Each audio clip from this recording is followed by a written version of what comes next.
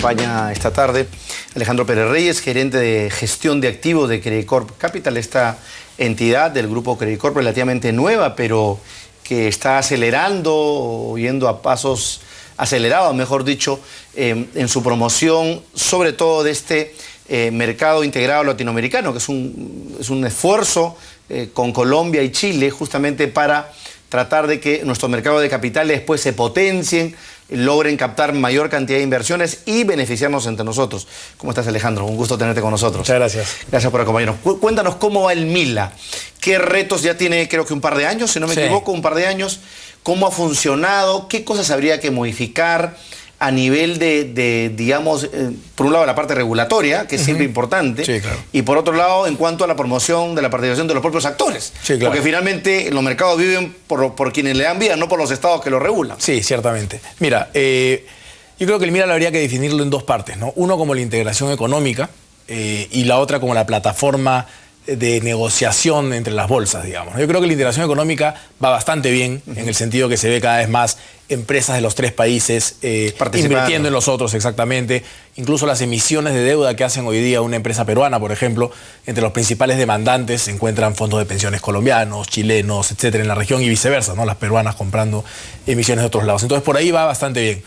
El lado de la plataforma todavía no tiene tanto volumen como se quisiera ver, todavía está un poco limitado, y ahí efectivamente hay una serie de cosas, ¿no? Por un lado, el tema de reformas que mencionabas, ciertamente la homologación entre los tres mercados es importante. ¿Qué supone eso, por ejemplo, para entenderlo en sencillo? Yo diría que no hay una oposición al tema, simplemente hay procesos y hay una serie de cambios que se tienen que trabajar en entidades que históricamente han trabajado separadas, por llamarlo de alguna manera, en ir migrando a juntarse, tanto desde el lado operativo como del lado regulatorio. Tienes tres reguladores, tienes todo un tema tributario que no es igual entre los tres países, que puede generar que sea más atractivo hacer una inversión en un país versus otro. Y ahí quiero detenerme un ratito porque, por ejemplo, tú sabes perfectamente que en el Perú, hasta hace un tiempo, tanto los representantes de la bolsa como los propios partícipes del mercado de capitales pedían, por ejemplo, esta eliminación del impuesto a la renta a las transacciones en bolsa. Así es. ¿Tú crees que eso contribuye? Porque en algún momento yo he escuchado al ministro de Economía que decía que, bueno, en realidad el resultado es marginal desde el punto de vista, digamos, de lo que recauda el Estado. Pero, ¿cómo estamos en esa situación frente a Colombia y Chile? Yo creo que sí hay una diferencia. El día de hoy, tanto en Colombia como en Chile, no hay el impuesto a las ganancias de capital en las bolsas, con ciertas precisiones, en el sentido que en Chile tiene que ser una acción con cierta bursatilidad, cierto nivel de transacciones, pero la gran mayoría cumplen con esas características. Por ende, te diría que no las hay, mientras que en Perú sí hay esa diferencia, digamos, ¿no? La contribución de lo que nosotros hemos visto y conversado con actores en los otros mercados, sí hay un efecto en la gente cuando este impuesto se elimina, no tanto por la tasa solamente, sino también por todo lo involucrado alrededor de... Porque se elimina una distorsión, más que por el tema recaudador. Exactamente. Ideal, ¿no? Y ciertamente, efectivamente, yo creo que hoy día, si el monto se mantiene bajo, el tener esa tasa impositiva no necesariamente genera un gran retorno, digamos, para el gobierno, un gran ingreso, ¿no? Entonces podría ser más beneficioso. O sea, en costo del video se gana más. Yo tengo la sensación que sí. Yo tengo la sensación que sí, efectivamente. ¿Qué otro elemento crees tú que es crucial para el tema de la homogenización? Yo creo que el principal es también un tema de educación. Y ahí es donde entramos empresas como la nuestra, por ejemplo, ¿no? ¿Qué quiero decir? Creo que hoy día las empresas conocen, y los inversionistas institucionales conocen bastante bien a empresas de otros países, ¿no? Un fondo de pensiones peruano conoce las empresas colombianas y las empresas chilenas. La verdad es que los inversionistas naturales, las personas, aún no. El día que una persona natural elija entre invertir en una constructora peruana o una colombiana de una manera más... casi, natural. Exactamente, natural, casi indiferente, digamos, ese día... realmente estamos hablando de una integración de los mercados, donde los inversionistas realmente son indiferentes. ¿Y eso qué supone, Alejandro? Que los propios partícipes en el MILA estén presentes en ambos mercados de la manera cada vez más Claro, el ideal del tema, como te decía, es que una persona, cuando elige una minera, por hablar de un tema que estamos más conocidos en el que quiere invertir, puede elegir entre la peruana o la chilena o la colombiana, en el caso hubiesen, digamos, empresas cotizando en ese sector. Y ahí yo creo que pasa por la educación, como decía, de empresas como la nuestra, de brindarle cada vez más a las personas acceso a estas empresas y explicarles de qué se tratan, cómo funcionan, etcétera, de manera que capten su atención, asesorarlos en el sentido de decirle, oye, creo que hoy día te conviene más comprar la acción de la constructora chilena más que la peruana, porque hoy día por un tema de precio es más conveniente, etcétera.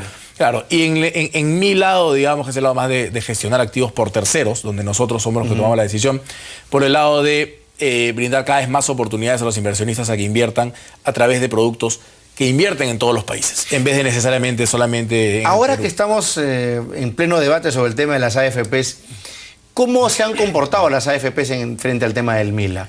¿Crees tú que, digamos, ha representado de verdad una oportunidad? Lo digo porque constantemente a raíz de este debate se dice, oye, parte del problema es la rentabilidad.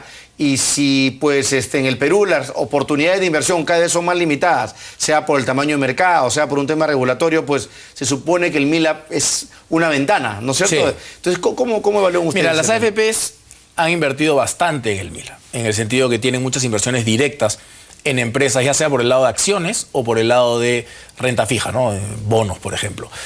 Lo que sí es cierto es que hoy día, para efectos de su límite en el exterior, los países del MILA son una inversión en el exterior. No tiene ninguna diferencia, digamos, invertir en un país del MILA que invertir en un país... Pero eso no es una distorsión, Alejandro. ¿No debería verse el MILA como una inversión local? Porque finalmente, si lo que se trata es de integrar mercados... Es algo que podría acelerar muchísimo el tema, ¿no? Entonces, como yo creo que los... Pero políticamente difícil de tomar, digamos. Sí, potencialmente, ¿no? Porque va hacia otro límite, siempre todo este tema de que las AFPs que inviertan un poco más en el país, etcétera. Pero yo al final coincido en que lo importante es la rentabilidad. La diversificación es buena y sí sería bien positivo que se considere. Es un tema que se ha tocado, creo que no es que el mundo esté cerrado a esa opción, creo que es un tema que debería ir madurando, pero en el momento en que eso se dé, sí se vería muchísimo más movimiento, porque hoy día, como digo, tú tienes el límite en el exterior y compre una acción en Colombia, en Chile o en Estados Unidos o en Europa, no hay ninguna diferencia entre ellas el día de hoy, ¿no? Pero el conocimiento de las empresas sí está ahí. Entonces, ¿a qué voy? Un fondo de pensiones se siente mucho más cómodo comprando una acción de una empresa colombiana que comprando de manera directa una acción de una empresa asiática. Usualmente para Asia... Porque por cercanía, por conocimiento... La conocen más, hay mucho además eventos cruzados en donde tienes oportunidad de sentarte con la gerencia de esas empresas, etcétera, que es importante para tomar una decisión de inversión, cual es completamente distinto con pensar en que vas a hacerlo con una empresa asiática. Ahí usualmente lo que hacen es buscar un fondo de terceros, un especialista en esa región. En cambio, en la región MILA sí se ve muchísimo más decisión de invertir de manera directa, ¿no? Ahora, el otro gran tema de nuestro mercado de capitales que me imagino también no deja de desaparecer con la aparición del MILA, que es ¿qué hacemos con el inversionista pequeño, con el individual, con la persona natural? Sí. O sea, ahí hay una gran tarea por hacer, que entiendo yo, entidades como la Bolsa Peruana, o de Lima, mejor dicho, han intentado, pero seguimos aún limitados, ¿no? O sea, el volcar cada vez más interesados en nuestro mercado de capitales. Definitivamente, ¿no? A ver, por ejemplo, uno de los termómetros donde se puede medir eso es en las empresas de fondos mutuos. Así es. ¿Por qué? Porque básicamente es la principal fuente de ahorro voluntario en los mercados en el Perú, ¿no? Porque tienes los fondos de pensiones, pero en el lado voluntario los fondos mutuos. Y en el caso de los fondos mutuos, la data es interesante, ¿no? En el sentido que hoy día se está en un récord de partícipes, de clientes, básicamente, ¿no? Sin embargo, la gran mayoría de esa plata está en fondos casi que de corto plazo, tesorería, digamos, ¿no? Todavía no hay suficiente conocimiento de las ventajas de invertir a largo plazo en un fondo que tenga un porcentaje de acciones, etcétera, y ahí hay un reto importante, ¿no? Entonces yo diría que poca gente accede al mercado y los que van a través de las compañías de fondos mutuos, que es probablemente el camino más inteligente para ir para una persona que no domina los mercados, todavía lo hacen en los vehículos más tradicionales, conservadores, ¿no? Que realmente son una buena alternativa, pero desde un punto de vista de ahorro de largo plazo... son muy limitados. Sí. Y justamente vamos a hacer una pausa y luego Alejandro nos va a contar qué alternativas, qué opciones de inversión nos ofrece hoy en día ya el MILA para inversionistas tanto institucionales como individuales. Volvemos.